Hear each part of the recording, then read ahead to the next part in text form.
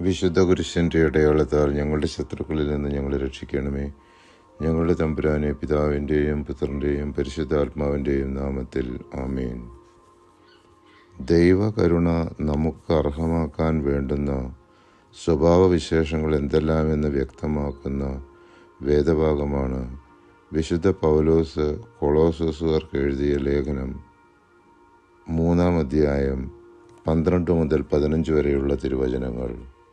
അതിനാൽ ദൈവത്തിൻ്റെ തിരഞ്ഞെടുക്കപ്പെട്ടവരും വാത്സല്യഭാജനങ്ങളും പരിശുദ്ധരുമെന്ന നിലയിൽ നിങ്ങൾ കാരുണ്യം, ദയ, വിനയം, സൗമ്യത, ക്ഷമ എന്നിവ ധരിക്കുവിൻ. ഒരാൾക്ക് മറ്റൊരാളോട് പരിഭവമുണ്ടായാൽ പരസ്പരം ക്ഷമിച്ച് സഹിഷ്ണുതയോടെ വർത്തിക്കുവിൻ. കർത്താവ് നിങ്ങളോട് ക്ഷമിച്ചതുപോലെ തന്നെ നിങ്ങളും ക്ഷമിക്കണം. സർവോപരി എല്ലാറ്റിനെയും കൂട്ടിയിണക്കി പരിപൂർണമായ ഐക്യത്തിൽ ബന്ധിക്കുന്ന സ്നേഹം പരിശീലിക്കുവിൻ. ക്രിസ്തുവിൻ്റെ സമാധാനം നിങ്ങളുടെ ഹൃദയങ്ങളെ ഭരിക്കട്ടെ.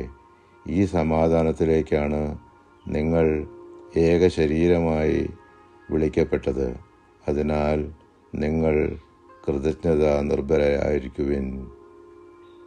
ദൈവകരുണയ്ക്കായി നമുക്ക് പ്രാർത്ഥിക്കാം.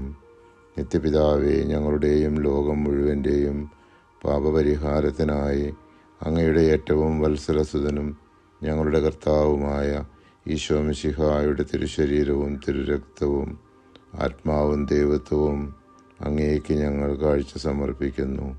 ഈശോയുടെ അതിദാരുണമായ പീഡാസഹനങ്ങളെക്കുറിച്ച് പിതാവേ, ഞങ്ങളുടെയും ലോകം മുഴുവൻ്റെയും മേൽ കരുണയായിരിക്കണമേ. ആമേൻ.